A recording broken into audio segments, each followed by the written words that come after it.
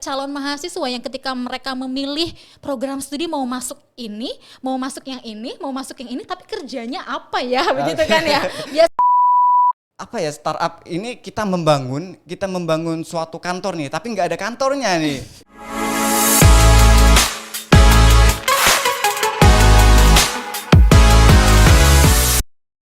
Assalamualaikum warahmatullahi wabarakatuh. Halo para sivitas akademika Universitas Bangka Belitung. UBB Bekisah kali ini bertajuk Bincang Prodi di Universitas Bangka Belitung.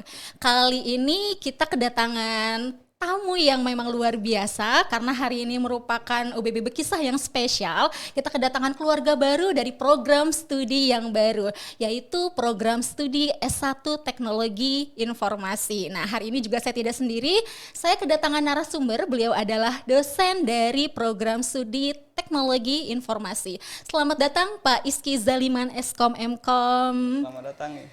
Terima kasih sudah hadir di studio podcastnya UBB. Nah, Pak Izky ya, saya panggilnya ya, gitu. Pak Izky, karena ini kita berbincang mengenai program studi yang baru nih Pak ya, gitu kan di Universitas Bangka Belitung. Mungkin Pak Izky boleh mengenalkan lebih lanjut dulu ya terkait dengan teknologi informasi. Tapi sebelum ke sana, kita kan sebenarnya punya tema yang menarik ya. Memang temanya juga kenalan ya. Yuk kenalan dengan TI-nya UBB, program studi yang relatable dengan gen milenial, begitu ya Pak ya, tema kita hari ini. Namun sebelum kita ke sana, kita coba mengulik lebih lanjut terlebih dahulu terkait dengan program studi teknologi informasi itu seperti apa. Mungkin ini menjadi pertanyaan, bahkan kemarin kami juga ada kesalahan penyebutan nama program studi ya Pak ya, karena memang untuk tidak hanya saya gitu ya yang bingung, di luar sana juga mungkin bingung Pak.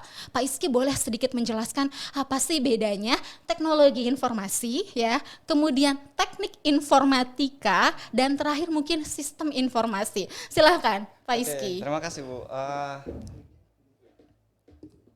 Jadi memang kita rancang atau rilis untuk jurusan teknologi informasi ini memang banyak yang berbeda di antara jurusan-jurusan yang ada di Fakultas Ilmu Komputer Bu, begitu. Nah, untuk di kita ini kan ada teknologi informasi. Kalau untuk di Fakultas Ilmu Komputer itu ada banyak beberapa macam dari jurusan. Salah satunya ada teknologi informasi dan juga sistem informasi dan juga teknik informatika atau ilmu komputer. Nah, di sini saya memang kami para dosen merancang untuk jurusan teknologi informasi ini. Nah, untuk yang pertama, kalau untuk secara umum atau secara luas, memang teknologi informasi ini jurusannya memang mengarah ke bagaimana cara penggunaan secara teknologi di dalam dunia bisnis, misalkan untuk di organisasi, pemerintah, dan juga untuk pariwisata mungkin untuk teknologi informasi.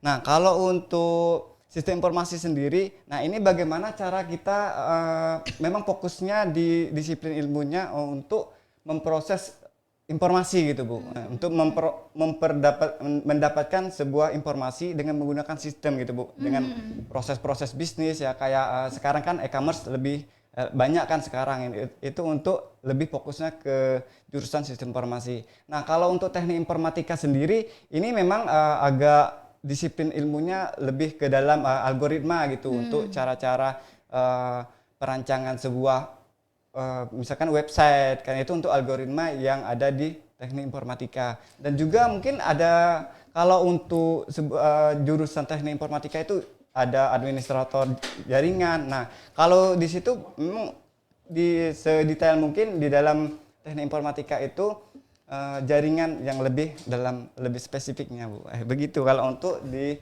perbedaan antara teknologi informasi dan juga sistem informasi dan teknik informatika atau ilmu komputer gitu. Oke, Pak Izky. Jadi ini memberikan gambaran ya untuk adik-adik tahu bedanya. Tapi ingat, yang ada di Universitas Bangka Belitung adalah teknologi informasi. Begitu ya Pak ya? Pasti. Jadi digaris bawahi lagi ya. Khawatir salah gitu kan ya. Jadi yang ada di Universitas Bangka Belitung adalah S1 Teknologi Informasi. Jadi saya ngebold terus ya berkali-kali ya. Jadi biar tidak salah. Jadi teknologi informasi ini kalau saya bisa mengambil nih ya poinnya itu adalah aplikasi dari teknologi. Begitu ya Pak ya? Betul. Aplikasi dari teknologi itu untuk memang terkaitannya dengan informasi. Begitu ya, kurang lebih ya Pak ya. Nanti boleh ini lagi diperbaiki lagi ya. Atau boleh nanti Bapak menggambarkan lagi sebenarnya teknologi informasi itu seperti apa. Ini masuk kita ke pertanyaan kedua nih Pak nih. Nah, kira-kira yang dipelajari ya di program studi teknologi informasi itu seperti apa sih Pak? Karena kan tadi Bapak sudah memberikan gambaran perbedaan dari nama ketiga program studi tersebut. Dan kita sudah menyampaikan bahwa yang ada di UBB adalah teknologi informasi. Bapak juga boleh menyampaikan, silahkan kira-kira yang di program studi teknologi informasi itu belajar apa saja Pak? Untuk gambaran untuk adik-adik kita di sana. Silahkan Pak. Oke, terima kasih Ibu. Nah, jadi memang di dalam teknologi informasi yang di UBB ini sangatlah berbeda ya gitu.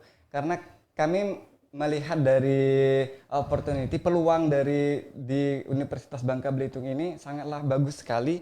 Nah, untuk di program studi teknologi informasi ini kita rancang ada 2 konsentrasi.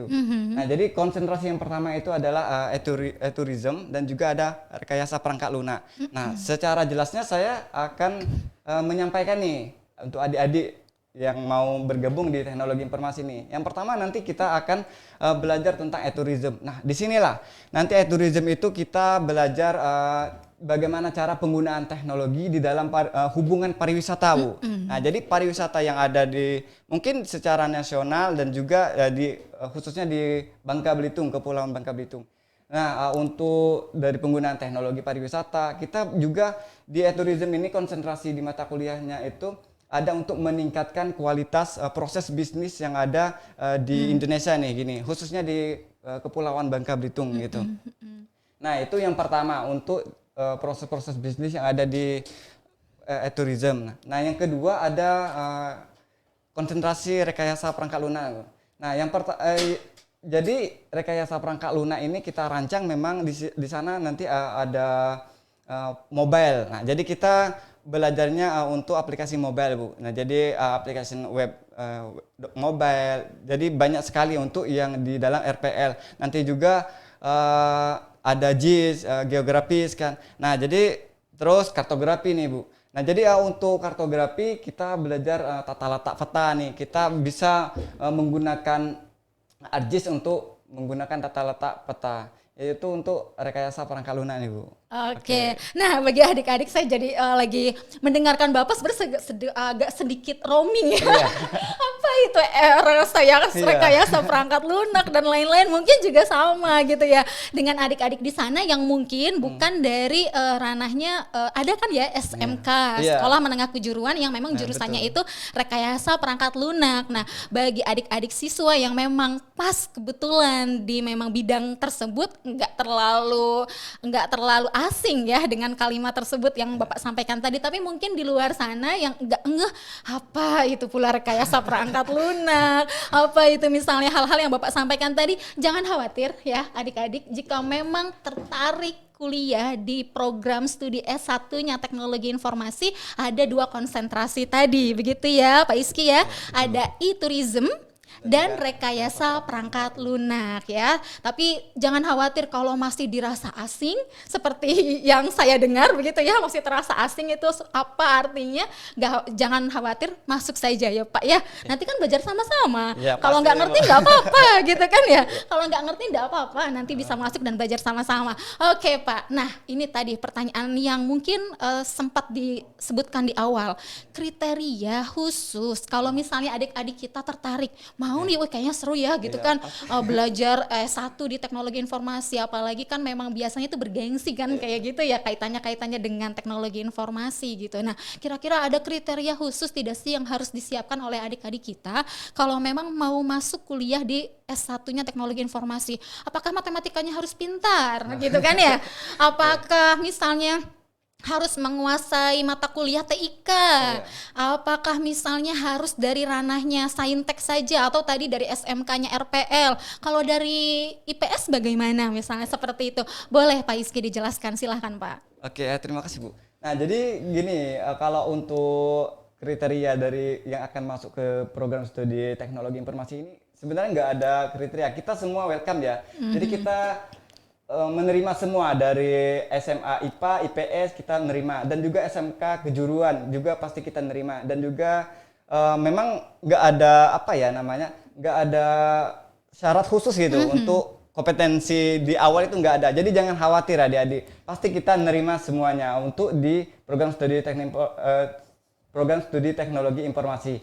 Nah, jadi memang nggak ada kriteria khusus gitu. Kalau kita mau pintar matematika ya enggak ya. Jadi kita semuanya bisa gitu. Dari IPA, IPS pun bisa, apalagi kejuruan. Nah, kalau memang si adik-adik ini dari lulusan SMK yang jurusan rekayasa perangkat lunak itu lebih bagus sekali ya Bu ya. Nah, jadi untuk rekayasa perangkat lunak ini memang kalau untuk SMK itu kan belajar cara memelihara, membangun gitu. Nah, kalau untuk di teknologi informasi ini, rekayasa perangkat lunaknya itu kita mempelajari aplikasi mobile gitu kan. Mobile, misalkan kita membuat Android nih. Sekarang lagi booming sekali untuk Android. Mungkin itu Bu untuk adik-adik yang kriteria yang memang nggak ada sama sekali ya, kita dari awal nggak ada. Iya, itu sudah jelas ya, artinya adik-adik tidak perlu khawatir kalau dirasa mungkin ada dilemah di salah satu mata pelajaran misalnya seperti matematika atau mata pelajaran apapun yang kaitannya mungkin relate dengan teknologi informasi, jangan khawatir ya Pak ya. Iya. Memang tidak ada kriteria khusus, nanti memang kita sama-sama belajar ya gitu dengan Bapak Ibu dosen yang luar biasa nanti ya di program studi S1 Teknologi Informasi. Oke, next step nih Pak nih, mungkin juga ada sedikit apa ya, boleh dibocorkan gitu kan ya. Kalau misalnya nih kami adik-adik sudah jadi mahasiswanya S1 Teknologi Informasi, kira-kira bentuk tugasnya seperti apa? Kalau mau bikin skripsi, contoh skripsinya atau penelitian di bidang teknologi informasi itu seperti apa Pak Iski? Silahkan Pak. Oke, terima kasih Bu. Nah, jadi untuk tugas kuliah nanti adik-adik kalau sudah menjadi bagian dari keluarga kita nih di teknologi informasi yang di Universitas Bangka Belitung, pastinya tugas-tugasnya itu kayak seperti ini. Kalau untuk tugas kita bisa membangun, karena ada 2 konsentrasi nih. Yang pertama rekayasa perangkat lunak nih Bu. Nah, rekayasa perangkat lunak ini kita akan dari tugas itu di website. Lebih kita membangun sebuah website nih. Website dan juga proses-proses bisnis yang ada di Kepulauan Bangka Belitung ini kita telusuri lebih dalam lagi, lebih spesifik lagi ya untuk di tugas kuliah. Nah, kalau untuk skripsi, jadi untuk skripsi ini kita membangun proses bisnis pariwisata yang ada di Indonesia nih, khususnya di Kepulauan Bangka Belitung nih. Kalau untuk yang di rekayasa perangkat lunak nih, kita ada mobile nanti kan, nanti kita pembuatan aplikasi dan juga ada nih mata kuliah pilihan nanti. Mata kuliah pilihan ini yang mencerminkan mahasiswa itu nanti pengennya apa nih, maunya apa gitu. Jadi ada nanti itu ada Internet of Things. Jadi kan kita berpikiran sekarang ini lagi booming nih IoT kan. Nah, jadi kita rancang sedemikian rupa nih sebagus mungkin untuk tugas-tugas kuliah dan juga skripsi. Nah, kalau untuk di konsentrasi tourism ini memang kita angkat di pariwisata ya Bu. Jadi pariwisata ini banyak sekali nih proses bisnis yang ada sekarang ini. Kita melihat peluang di Indonesia ini wisatawan dari mancanegara dan juga nasional juga lokal. Jadi banyak sekali sekarang ini wisatawan untuk merencanakan kunjungan-kunjungan, khususnya kunjungan di Bangka Belitung nih Bu. Bangka Belitung ini kan orang-orang pasti bertanya nih, besok saya mau kemana nih? Besok minggu ke depan kalau lagi weekend. Jadi kita mau kemana nih? Nggak ada rancangan sekali, cuman sekedar omongan saja kan. Nah, disinilah kita bentuk dari mahasiswa nanti ikut peran aktif di dalam tourism nantinya untuk di tugas kuliah dan juga skripsi. Oke, menarik ya Pak Iski ya. Jadi memang terkait dengan teknologi informasi ini mengikuti sekali perkembangan zaman ya. Tadi juga Bapak banyak sekali mention terkait dengan IoT begitu ya Pak ya, dan lain-lain. Nah, tapi di sini berarti memang fokusnya jika di luar dari tourism bisa tidak sih Pak, misalnya nih adik-adik kita ya gitu kan, tidak hanya tertarik berkaitan dengan pariwisata yang ada di Kepulauan Bangka Belitung, tapi misalnya ada salah satu mahasiswa kita yang atau calon mahasiswa kita ini memang berada di lingkungannya pesisir, lalu menginginkan kemajuan di bidang salah satu potensinya misalnya perikanan atau kelautan yang ada di Provinsi Kepulauan Bangka Belitung ini gitu ya. Nah, itu bisa tidak sih Pak dikembangkan juga dengan teknologi informasi tapi ke arah bisnis arahnya misalnya ya, atau pengembangan bisnisnya itu ke arah perikanan atau pertanian. Itu bisa tidak Pak ya kira-kira? Karena kan kita ini luas ya, Kepulauan Bangka Belitung ini tidak hanya satu aspek tourism saja gitu ya, tetapi juga ada aspek-aspek lainnya yang mungkin membuat mahasiswa kita tertarik juga di bidang yang itu. Nah itu boleh tidak sih Pak dikembangkan ke arah sana juga, kalau memang misalnya tidak fokusnya ke tourism aja gitu, untuk penelitian ataupun misalnya nanti untuk tugas kuliahnya begitu. Silahkan Pak Iski. Oke, terima kasih. Nah, jadi pertanyaannya yang menarik sekali ya. Jadi mahasiswa nanti kalau ada yang nggak mau nih, misalkan untuk mengambil tourism nih, ada atau juga RPL nih. Nanti Bu, kami akan sudah mempersiapkan sebagus mungkin di mata kuliah pilihan nih. Mata kuliah pilihan yang pertama nih ada teknologi aplikasi IoT. Nah, di sini semuanya masuk dari teknik. Karena dirancang teknologi informasi ini bagaimana cara kita menggunakan teknologi untuk mendapatkan suatu informasi gitu dengan proses-proses yang dilalui gitu. Nah, yang kedua untuk ada social platform. Nah, di sini kalau adik-adik nanti misalkan kedepannya nggak mau berkelanjutan di bidang tourism nih, ada social platform. Jadi kita cara mengembangkan sosial media sekarang nih. Nah, jadi sekarang karena judulnya untuk generasi milenial nih. Nah, jadi ini sangat apa ya? Sangat bebas sekali nih, merdeka kita kan. Jadi kita bisa nanti memilih mata kuliah pilihan, ada sosial media platform. Jadi nah yang selanjutnya ada itu ya, sistem enterprise. Ini untuk proses-proses bisnis ya seperti kata Ibu tadi ya, untuk perikanan misalkan itu banyak sekali untuk pemanfaatan teknologi ya. Sekarang kan banyak sekali pemanfaatan teknologi, baik itu di bidang pertanian, industri, terus teknik, apalagi komputer ya. Untuk saat sekarang ini sangat banyak sekali. Jadi adik-adik nih nanti jangan khawatir nih kalau udah semester 5 nanti kan, oh kok aku nggak suka nih dengan mata kuliah ini. Kita ada mata kuliah pilihan, jadi tenang saja gitu. Yeah. Mungkin itu untuk. Siap. Ada lagi Pak kira-kira? Nah ya ada satu lagi nih. Kalau untuk satu lagi nih yang terakhir di dalam, kalau kita nggak suka di tourism atau RPL, nanti ada mata kuliah pilihan teknologi informasi kesehatan Bu. Nice. Jadi kita akan bekerja sama memang kalau teknologi informasi kesehatan nanti bekerja sama dengan dunia medika ya. Medical itu nanti ada rumah sakit karena tata kelola IT dari rumah sakit itu sangatlah apa ya, sekarang ini semua bidang itu pasti bersentuhan gitu dengan teknologi informasi, apalagi kesehatan ya nanti. Di situ nanti adik-adik bisa memilih mata kuliah pilihan kalau untuk tidak melanjutkan di tourism atau RPL gitu. Oke ya, berarti luas sekali ya Pak ya. Nah, jadi adik-adik ketika misalnya apakah hanya ada tourism saja dan rekayasa perangkat lunak, jangan khawatir. Tadi Pak Iski sudah menjelaskan banyak sekali ya mata kuliah pilihan yang memang menjadi keinginan atau daya tarik dari calon mahasiswa atau mahasiswa ketika sudah menjadi mahasiswa di program studi teknologi informasi gitu ya. Adik-adik jangan khawatir, pokoknya apapun potensi yang ada di Kepulauan Bangka Belitung ini bisa dijadikan di bagian teknologi informasi begitu ya Pak Iski ya. Nah tadi Pak Iski sudah menyinggung nih terkait dengan gen milenial, kita masuk juga ke temanya kita. Nah kira-kira mengapa sih Pak program studi teknologi informasi ini relate dengan gen milenial? Silahkan Pak Iski. Oke, terima kasih ya. Nah jadi memang gen milenial ini sangat apa ya sekarang ini Bu, apalagi sekarang ini kondisinya sebelumnya ada COVID-19 ya. Nah jadi kita persiapkan nih, jadi untuk gen milenial ini kita di sana ada startup nih, kewirausahaannya itu startup karena sekarang ini memang relate Bu. Jadi untuk teknologi informasi sekarang memang dibutuhkan gitu di dalam dunia sekarang nih, untuk khususnya generasi milenial untuk saat ini. Kalau kita kan generasi Z nih Bu. Kalau untuk kita generasi Z ya.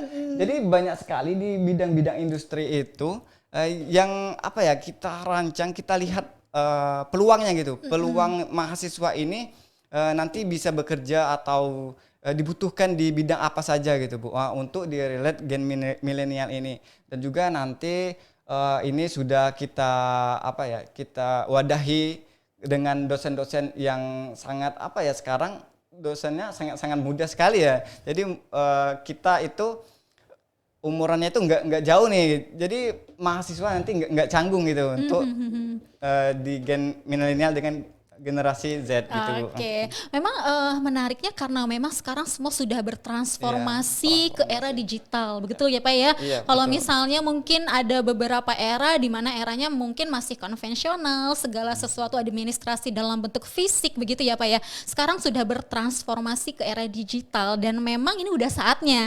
Udah saatnya kita pun memang di dunia pendidikan mengikuti perkembangan zaman dan teknologi itu, dan itu pun diikuti dengan sumber daya manusianya di generasi milenial ini yang mengikuti ya Pak ya perkembangan dari transformasi era digital tadi gitu, dan itu sesuai sekali dengan teknologi informasi ini. Relate-nya di sana juga ya Pak ya, Pak Iski ya. Oke, Pak Iski juga mungkin boleh sedikit disampaikan di sini. Ini juga mungkin yang selalu menjadi pertanyaan favorit ya biasanya, tidak hanya untuk adik-adik calon mahasiswa yang ketika mereka memilih program studi mau masuk ini, mau masuk yang ini, mau masuk yang ini, tapi kerjanya apa ya, begitu kan ya. Biasanya Ya, kan pasti begitu ya. ya. Jadi kalau misalnya saya mau masuk ke prodi A, prodi B, prodi C, ini tuh kalau mau lulus tuh mau jadi apa? Itu Oke, mungkin pasti tidak hanya pertanyaan mahasiswa atau calon mahasiswa, tetapi juga orang tuanya. Nah, mungkin Pak Iski boleh menjelaskan prospek kerja dari alumni program studi teknologi informasi itu seperti apa, Pak? Mangga Pak Iski. Oke, terima kasih Bu. Nah, jadi prospek kerja dari teknologi informasi ini banyak sekali ya. Tapi kita ada 3 nih. Yang kita ambil gapnya ada 3. Yang pertama tenaga ahli profesional nih. Yang pertama nih tenaga ahli profesional. Yang pertama web developer. Jadi aplikasi developer, nanti aplikasi mobile. Kita lebih banyak belajarnya di sana. Nanti di perusahaan-perusahaan bisnis, organisasi-organisasi ataupun pemerintah nih. Pemerintah ya banyak sekali ini untuk menyerap nih, nanti menyerap di bidang tenaga ahli profesional. Nah, yang kedua ada juga peneliti dan juga pendidik nih. Nah, jadi adik-adik dan para orang tua nih jangan khawatir ya. Jadi jangan khawatir, nanti prospek kerja ini insya Allah sangat-sangat luas ya. Ya, sangat-sangat luas sekali dari pendidik gitu kan. Nah, yang terakhir ada juga untuk startup nih. Nah, startup sekarang ini lagi booming ya. Sekarang bekerja dari rumah, roboting. Nah, jadi startup ini kita membangun suatu kantor nih, tapi nggak ada kantornya nih. Tapi kita bekerjanya secara remote gitu. Yeah. Secara remote ada yang di rumah, ada yang di kampus gitu. Untuk yang terakhir nih untuk di startup, di prospek kerjanya. Jadi jangan khawatir nih. Intinya kita gabung aja dulu di teknologi informasi pastinya ya. Pasti kita bimbing nanti. Oke, jadi memang ruangnya ataupun pintunya ya Pak ya memang terbuka luas sekali untuk prospek kerja lulusan dari teknologi informasi ini. Baik itu bekerja dengan orang lain ya istilahnya ya, membawa lamaran pekerjaan ataupun sebenarnya tanpa bekerja dengan orang lain pun bisa membuka lapangan pekerjaan pasti sendiri bisa. Ya Pak ya dengan keahlian teknologi informasi tadi. Begitu bukan ya Pak Iski ya? Iya, betul, sangat-sangat betul. Oke, Pak Iski, ini pertanyaan yang terakhir ya. Mungkin ini menjadi closing statement juga yang bisa disampaikan ke adik-adik kita. Mengapa harus kuliah atau harus memilih teknologi informasi di Universitas Bangka Belitung? Silahkan Pak Iski. Oke, terima kasih. Nah, jadi kenapa sih kita memilih kuliah di Universitas Bangka Belitung khususnya di program studi teknologi informasi? Nah, jadi gini adik-adik ya. Kita jadi untuk mata kuliah itu sedemikian rupa kita kurikulumnya sudah berjalan ya nih gini. Untuk manfaatnya nanti adik-adik bisa bekerja di bidang IT nih, di bidang IT, dan juga kita rancang di bidang kayak kesehatan nih. Kalau kita mau masuk ke bidang kesehatan, biologi, terus bidang industri, bidang teknik, bidang pendidik pun masuk. Nah, jadi dirancang memang kualitasnya nanti sangatlah bagus sekali. Mungkin itu Bu untuk di rancangan di prospek kedepannya nanti. Ada beberapa nih yang adik-adik perlu ketahui dan ya perlu dilihat untuk di website kita nih. Website kita ada di ti.ubb.ac.id dan juga Instagram kita ada di Teknologi Informasi UBB dan juga Facebook kita Teknologi Informasi UBB. Dan juga Twitter ada lagi nih Teknologi Informasi UBB. Silakan adik-adik untuk Dilihat-lihat saja terlebih dahulu dan jangan lupa untuk bergabung di Universitas Bangka Belitung khususnya jurusan Teknologi Informasi. Oke, terima kasih. Oke, baik. Terima kasih banyak Pak Iski buat sharing sessionnya hari ini. Mudah-mudahan memberikan gambaran ya untuk adik-adik kita di luar sana terkait dengan program studi teknologi informasi. Pak Iski, terima kasih sudah hadir di studio podcastnya UBB. Salam sehat selalu ya Pak Iski ya. Baik, demikian sharing session kita hari ini. Sampai ketemu di kesempatan selanjutnya. Saya Aisyah, mohon undur diri. Wassalamualaikum warahmatullahi wabarakatuh. Waalaikumsalam warahmatullahi wabarakatuh.